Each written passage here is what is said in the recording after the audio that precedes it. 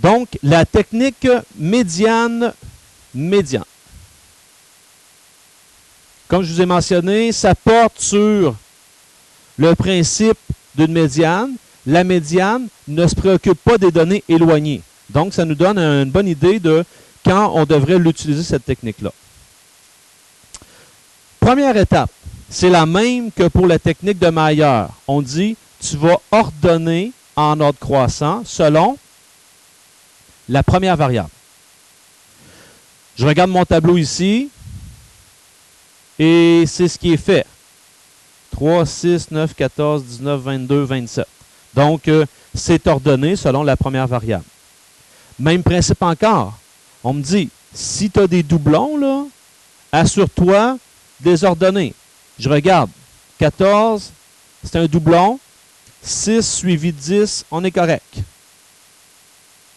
Une fois que c'est fait,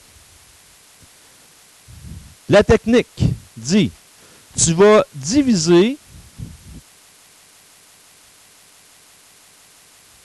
Qu'est-ce qui se passe? Okay. Tu vas partager ta distribution en 3 groupes équipotents, dont le premier et le troisième, c'est la même quantité de données. Puis globalement, il faut que tes 3 groupes soient pas mal équivalents. Ça veut dire qu'il n'y a pas beaucoup de façons différentes de partager nos choses. Ici, dans ma situation actuelle, j'ai 1, 2, 3, 4, 5, 6, 7, 8 données. Comment je pourrais diviser 8 en 3 groupes de telle sorte que mon premier et mon troisième sont équivalents? 3, 2, 3. 3, 2, 3.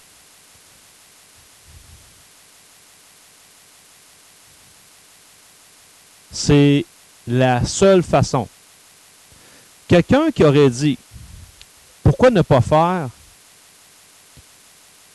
2, 4, 2? Le premier puis le troisième, il y a le même nombre de données, mais on s'entend-tu que de 2 aller à 4, l'écart est plus grand que de 3 aller à 2? Donc, à ce moment-là, c'est préférable de garder la bonne division comme ça ici. L'étape suivante. Donc ça, c'est fait. L'étape suivante, ça se fait très vite, détermine la médiane des abscisses et la médiane des ordonnées. Donc, tu prends chacun de tes groupes et tu sors ta médiane. On va faire la médiane pour les X.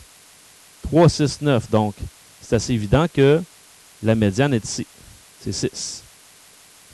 La médiane entre 14 et 14, ben, ça va être 14. Si ça avait été 2 chiffres différents, j'aurais fait la moyenne entre les deux pour aller chercher le milieu. Et pour mes 3 dernières, 19, 22, 27, ben, j'ai 3 données, ça va être celle du milieu, 22. En ce qui concerne les Y, alors, il y a une petite particularité pour la technique médiane-médiane. Assurez-vous que pour chaque sous-groupe, que les valeurs que vous avez là sont ordonnées pour le Y. Par exemple, ici, 2, 5 et 7, ça va, c'est ordonné. Donc, je vais aller chercher celle du centre, 5. La suivante, 6 et 10. Bien, c'est pas le choix, j'ai juste 2 valeurs, c'est ordonné. Pour aller chercher ma médiane, je vais faire 6 plus 10 sur 2, qui va me faire 8. Et pour le dernier sous-groupe, ben, je regarde ça, j'ai 14, 21, 17.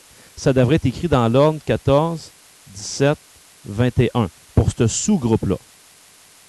De telle sorte que, est ici ma médiane, c'est 17. Donc, j'ai 6 avec 5, j'ai 14 avec 8, 22 avec 17. On les retrouve ici.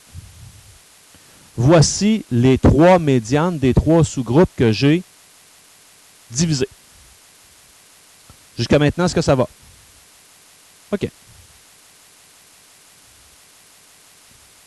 On va aller déterminer un 4e point. On va l'appeler le point P. Et le point P, c'est ni plus ni moins que la moyenne de M1, M2, M3. Donc, on prend nos 3 points qu'on vient de trouver et je vais faire la moyenne des abscisses. 6 avec 14 avec 22. 6 plus 14 plus 22, je divise par 3, qui donne 14. Et de la même manière, je vais faire la moyenne des ordonnées. 5, 8, 17. 5 plus 8 plus 17 sur 3, qui me donne 10. Et j'ai un nouveau point, 14, 10. Je trouve important à ce stade-ci de vous montrer qu'est-ce qu'on a fait visuellement dans un graphique, dans un nuage de points. Je vous l'ai mis ici. Regardez bien le nuage de points qu'on a là. En fait, il est représentatif de la situation. J'ai vraiment tous les points du tableau sont dedans.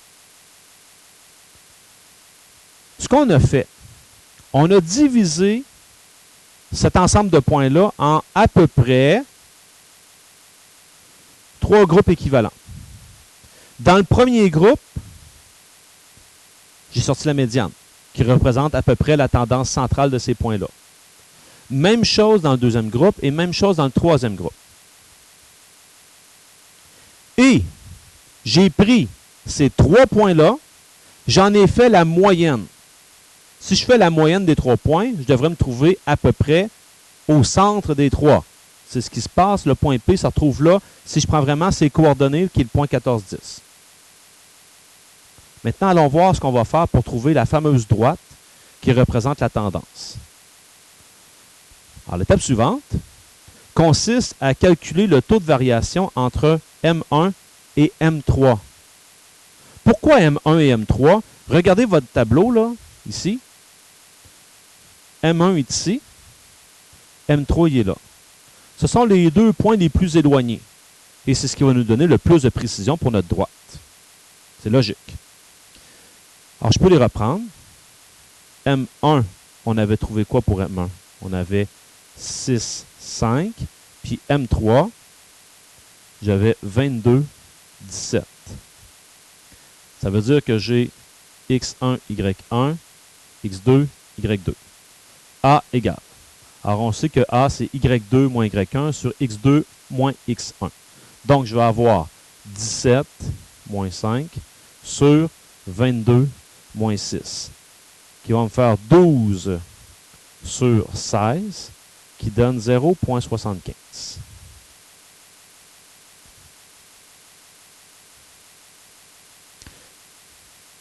« 0,75 », ça signifie que maintenant, puis là, je suis à la même place que la méthode de Maillard. Y égale 0,75 plus B. Puis là, on faisait quoi? On prenait un point qui appartient à la droite, puis on trouvait la valeur de B. Bien, pour trouver la valeur de B, je vais me servir de quel point d'après vous? Le seul point que je n'ai pas utilisé encore, c'est le point P. Je vais me servir du point P. C'est ici que je me sers du point P. P, on a trouvé 14, 10. Donc, avec ce point-là, je vais me retrouver avec 10 égale 0,75 fois 14 plus B. Donc, 10 égale 0,75 fois 14 qui donne 10,5. Donc, 10,5 plus B. Je vais soustraire 10,5 de chaque côté, de telle sorte que je vais retrouver moins 0,5 égale B. Remplacer.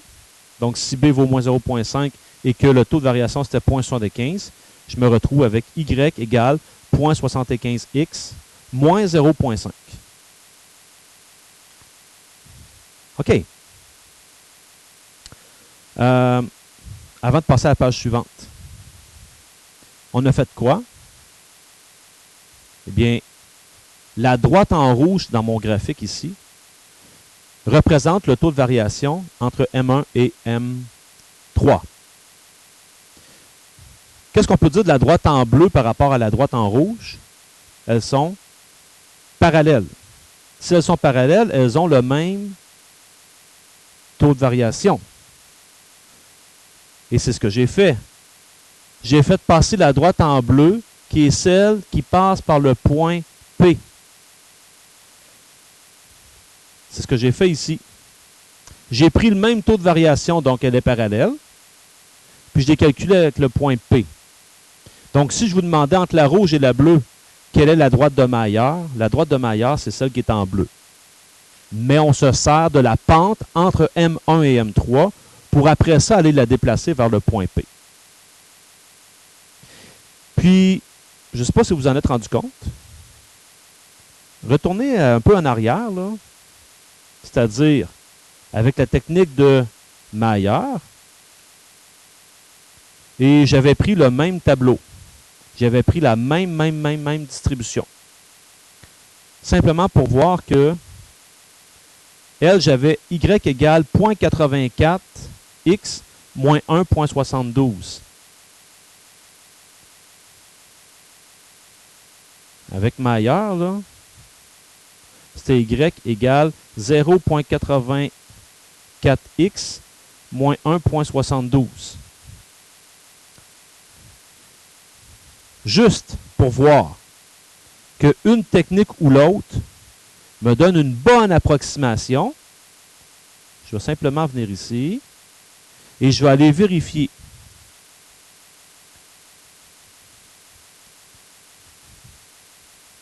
Si je prends Maillard, je vais prendre un X. Par exemple, on va prendre celle du milieu. Mettons, on va prendre, tiens, 9. 9, on devait arriver à quelque chose près de 7. Avec Maillard, ça veut dire que ça ferait 0.84 fois X, donc fois 9, moins 1.72. C'est ça, Maillard, qu'on avait trouvé comme équation. Ça me donne 5.84. On s'approche de 7, on n'oublie pas qu'on fait de l'interprétation. Avec médiane, on a trouvé quoi? La valeur du taux de variation, on a trouvé 0.75. Donc, je vais faire 0.75 fois X, on va prendre encore le 9, et la valeur de B, c'est moins 0.5. 6.25. Je tourne encore dans les mêmes coins. Donc, vous voyez qu'on peut, avec une ou l'autre, faire des prédictions. Puis nos prédictions devraient tourner autour de, dans le coin de 7. Et c'est ce qui se passe. Mais avec une ou l'autre, ça peut faire varier un peu nos résultats. C'est sûr. Ce sont des méthodes basées sur une série de calculs. Ça n'arrivera pas toujours au même résultat. Poursuivons. Allons pratiquer cette méthode-là avec la distribution suivante. Donc, là, ici, je vous donne un bon indice. Je vous donne déjà le tableau en dessous. Donc, je vous indique, en fait, écrit gros comme ça, que c'est pas ordonné, cette affaire-là. Il faut ordonner ça. Tout ça pour vous dire que ça ne sera pas toujours comme ça dans vos évaluations, mais portez une attention particulière. Quand je vais réécrire ça, je l'ai fait pour vous, là. Donc, 1, 2, 3, 3, 4, 5, 6, 7, 8, 9, 10. Attention tout le monde. Vous devez réaliser une affaire. Qu'est-ce que je vais avoir ici? C'est 8 que je vais avoir ici. Pourquoi je dois avoir 8? Ben, c'est que ça, là, c'est un couple. Ça se tient. Je ne peux pas remettre en ordre les Y sans me préoccuper des X. Sinon, je vais tout défaire mon étude statistique. Ça, c'est comme si j'avais été cogner une porte, j'ai posé 2 questions. La première réponse, j'ai eu 1. Deuxième réponse, 8. Je cogne à l'autre porte. La première réponse, j'ai eu 3. Deuxième réponse, j'ai eu 12. Si je mets les deux dans l'ordre, ça ne se tient plus, là. Bon, avec 2, ça veut dire qu'avec 2, je devrais avoir 5. Ainsi de suite pour les autres. 7, 12, 9, 5, 8, 6, 3, 7 et 5. Je vous ferai remarquer une petite chose. Ici, j'avais 2 et 3 consécutifs. Je me suis organisé pour que 7 et 12 soient ordonnés. Bon.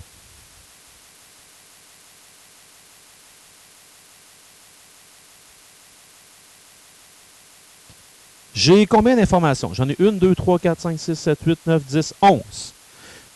De quelle manière peut-on séparer 11 de façon à avoir le premier et le troisième, le même nombre de données, et que globalement, ça donne pas mal le même nombre de données dans chaque groupe? Combien vous feriez ça?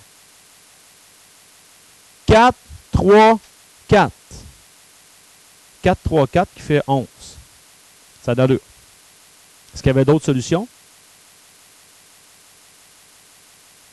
Il n'y avait pas d'autres. Parce que quelqu'un qui aurait dit 3, 5, 3, ben j'ai un plus grand écart que 4, 3, 4. Donc, 1, 2, 3, 4. Comme ça. Par la suite, tout ce que vous avez à faire, c'est de sortir la médiane de chaque groupe. Donc, ici, ma médiane est là. Donc, ça, c'est évident que ça va être 2,5. Médiane, c'est facile. J'ai un nombre impair de données, c'est celui du centre. La médiane ici, ça va être entre les deux, c'est-à-dire 8,5. Pour le groupe suivant, attention, je porte une petite attention dans ce sous-groupe-là ici. Je dois m'imaginer que ça devrait être dans l'ordre suivant. OK? Pour chaque sous-groupe. Ainsi, ma médiane est ici entre les deux, c'est-à-dire 7,5. Même chose ici. Ça devrait être 5, 8, 9. De telle sorte que la médiane, c'est 8. Et pour le dernier, 3, 5, 6, 7. De telle sorte que ma médiane, c'est 5,5.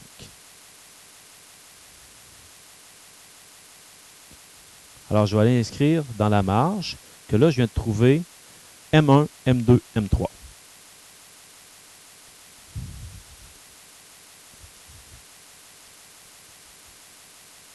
M1, c'est 2,5, 7,5. M2, c'est 5,8. Et M3, 8,5, 5,5. C'est quoi la prochaine étape? Trouver P. Et P, je vous rappelle que c'est la moyenne des 3 points qu'on vient de trouver. Ça veut dire que pour le X, je devrais faire 2,5 plus 5 plus 8,5 que je viendrais diviser par 3.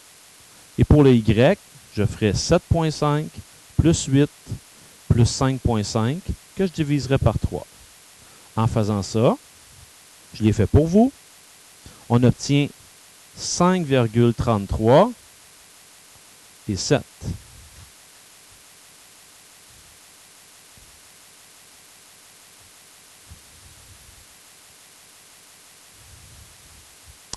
Ainsi, rendu ici, vous êtes à la même place que la méthode de Mayer. Il faut juste savoir que on va travailler avec M1, M3 pour faire mon taux de variation. Puis après ça, je vais me servir du point P pour aller chercher la valeur de l'ordonnée à l'origine, c'est-à-dire B. A égale Y2 moins Y1, c'est-à-dire 5,5 moins 7,5 sur 8,5 moins 2,5, qui me donne 0,33. J'ai pris ça avec M1 et M3. Donc là, je sais que ça fait Y égale 0,33 fois X, plus j'ai la valeur de B que je ne connais pas encore. C'est ici que je vais prendre le point P. Ça va faire en sorte que je vais arriver avec le calcul 7 égale 0,33. X, c'est 5,33 plus B. Ça fait 7 égale. Ça ici, ça donne... En passant ici, c'est moins. Excusez-moi. C'est un moins. Donc, j'ai un moins ici. Donc, j'ai moins 1,78 plus B. Donc, ce qui nous reste à faire, c'est plus 1,78 de chaque côté. Ce qui fait en sorte que j'obtiens 8,78 égale B. Donc, la règle, Y égale 0, moins 0,33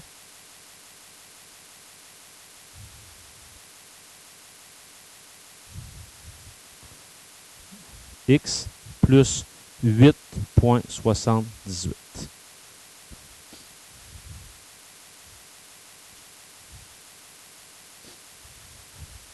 Élie. Je ne peux pas dire qu'elle est plus juste que l'autre. Je vais dire, par exemple, que tout dépendant de la distribution que tu auras, elle pourrait être plus juste que la méthode de Mayer.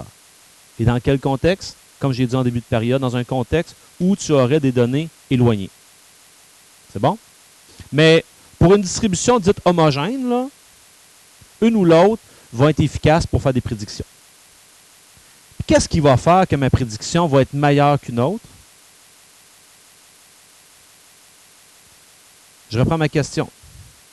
Qu'est-ce qui pourrait faire en sorte que vous pourriez anticiper que votre prédiction va être très juste ou plus ou moins juste? J'aimerais ça qu'il y ait d'autres personnes, Kelly, qui puissent répondre à ça. Qu'est-ce qui va faire en sorte que quand vous allez faire vos calculs, vous allez être en même de dire que votre prédiction devrait être juste ou très juste ou plus ou moins juste? Quelqu'un qui a une idée?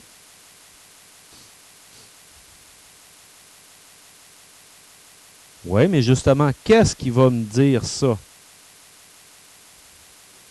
Il y a quelque chose que vous devez réaliser qui va me permettre de savoir si ça va être juste ou moins juste.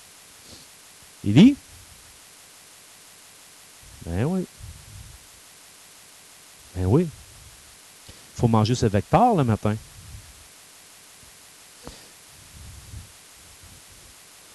Regardez bien. Si là, on a une corrélation qui est comme ça.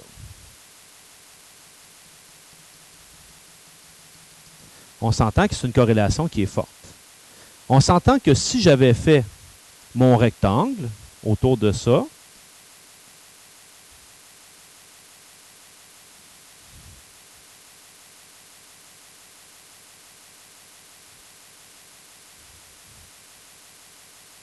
j'aurais eu quelque chose qui est, disons, semblable à ça ici. OK? Donc, ce qu'on est en train de faire, nous autres, c'est de se dire, si je veux voir plus loin, il existe une droite que je fais par la méthode de Mayer ou médiane-médiane, qui va me permettre d'avoir une certaine idée de la tendance. Quand je vais vouloir aller chercher une valeur qui se trouve, par exemple, ici. Cette valeur-là, je vais aller la chercher où? Ben, je vais monter jusqu'à temps que j'atteigne à peu près la droite, puis je vais aller chercher la valeur de Y à ce moment-là. Réalisons une chose. C'est comme si j'avais pris ma corrélation, puis je l'avais étirée jusque-là. Il faut réaliser, ça c'est ce que Élie lui a compris, que mon intervalle de réponse possible, là, s'étalait de là jusqu'à peu près là. Parce que ça suit pas mal cette corrélation-là. Maintenant, imaginez la situation où je n'ai pas cette distribution-là, mais j'ai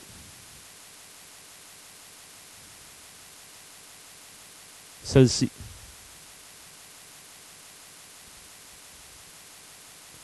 Il se passe quoi? Mais là, vous allez me dire, ouais, mais c'est plus la même corrélation. La corrélation, ça serait celle-là, au départ. OK? Ça serait ça au départ. Donc, quand je voudrais étirer ce qui se passe, bien là, mes réponses, là, c'est plus juste ce petit bout-là. C'est Toutes ça, mes réponses possibles. Donc, je perds de la précision. Est-ce que c'est plus clair pour vous? Donc, c'est important ce que Élie a dit. Ma question était très importante. Parce que c'est déjà arrivé dans un examen de fin d'année. On vous donnait 2 distributions. Une avec une corrélation forte, l'autre avec une corrélation moyenne. Les deux portaient sur la même étude. Et la question était, pour faire nos prédictions, quel serait le meilleur calcul à faire? Là, j'ai eu plein de réponses. Il y en a qui disaient, on fait la moyenne des deux, puis là, ils s'embarquaient dans une grande affaire. La réponse la plus simple, c'est-à-dire, on va y aller avec la plus grande corrélation, parce que c'est elle qui va nous amener le plus de précision. Et je travaille, par exemple, avec le graphique 1. Puis c'est avec lui que je fais mes calculs. C'était aussi simple que ça. OK. Revenons ici. Exemple 2. Le tableau suivant présente le temps nécessaire à une planchiste pour atteindre le bas d'une rampe à partir de divers points situés sur celle-ci. Donc, plus elle est haute dans la rampe, théoriquement, plus ça va prendre de temps pour atteindre le bas de la rampe. Et là, on nous donne différentes hauteurs de départ versus différents temps de descente. Alors, c'est les deux que je veux comparer. Alors, je pourrais décider que ça, c'est mon axe de X, puis l'autre, ce sera mon axe de Y. Donc, je m'en viens sur mon graphique. Je vais indiquer ici que ça, c'est la hauteur de départ.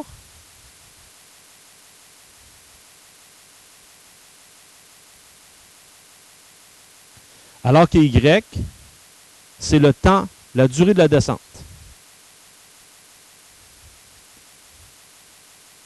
Ici, comme la question que j'ai eue en début de période, là, je ne vous donne pas nécessairement de graduation.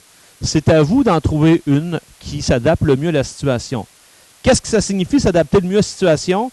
Ça signifie que tu essaies d'utiliser la majeure partie de ton graphique. Sinon, tu vas te retrouver avec un graphique qui est coincé au début ou coincé à la fin, ou un graphique qui ne rentre pas tout dans ton espace que tu as prévu. Je dois me rendre jusqu'à 5 pour la hauteur. Moi, j'ai vérifié, puis je pouvais me permettre d'y aller à tous les bons de 2, comme ça. Ça fait en sorte que c'est assez aéré. Puis le même principe pour la durée. La durée, là, je pouvais me permettre d'y aller à 1, 2, 3, 4. À tous les 4 espaces, 1, 2, 3, 4, 2, 1, 2, 3, 4, 3. Dans le fond, j'ai été par bond de 15 secondes. Ou si vous voulez, 0.25. Puis là, je vais aller placer les points.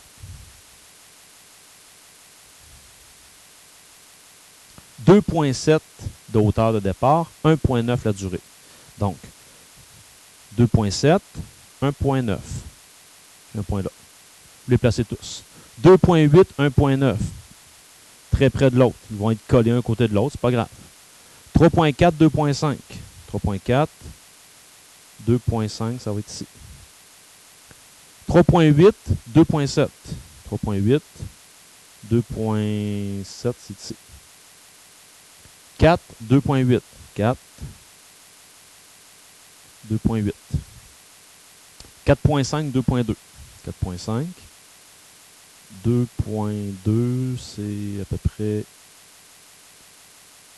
ici. 4.7, 3. 4.7, 3. Et finalement, 5, 3.1. Voilà. Donc, j'ai une corrélation qui semble moyennement forte. On pourrait dire ça comme ça.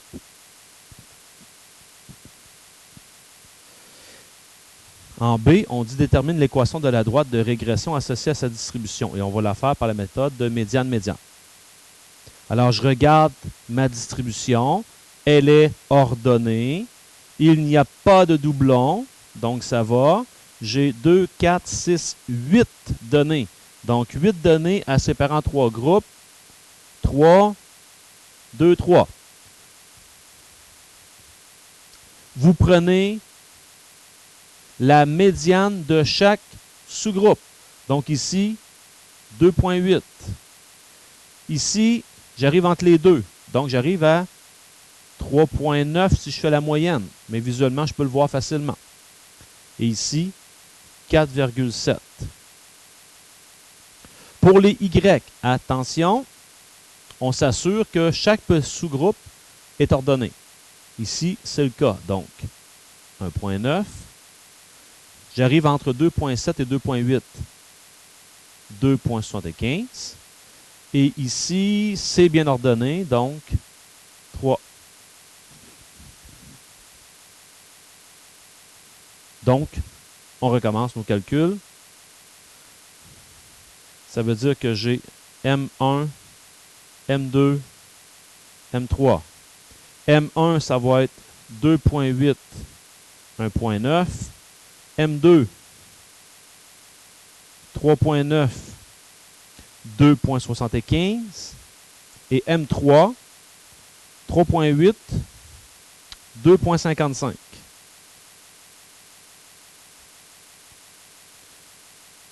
J'ai fait le calcul pour vous du point P. Je vous rappelle que le point P, c'est la moyenne. Je l'ai fait. J'obtiens 3,8, 2,55.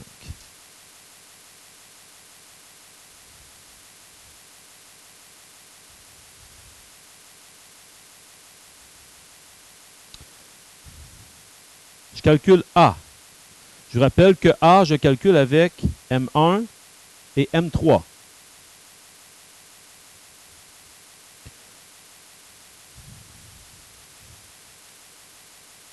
C'est 3 qui vient ici.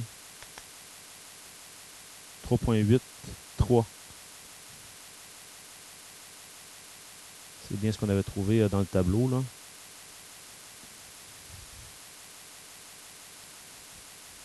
Alors, allons-y. Ça va faire 3 moins 1,9 sur 3,8 moins 2,8. En passant, j'étais dans les patates comme il faut, hein?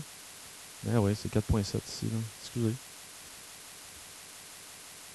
Fin de semaine a été dure. Donc ici,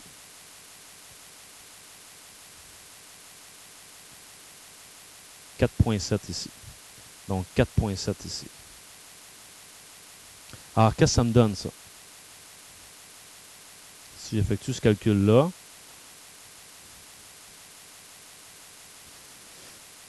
parenthèse 3 moins 1,9 divisé par parenthèse 4,7 moins 2,8.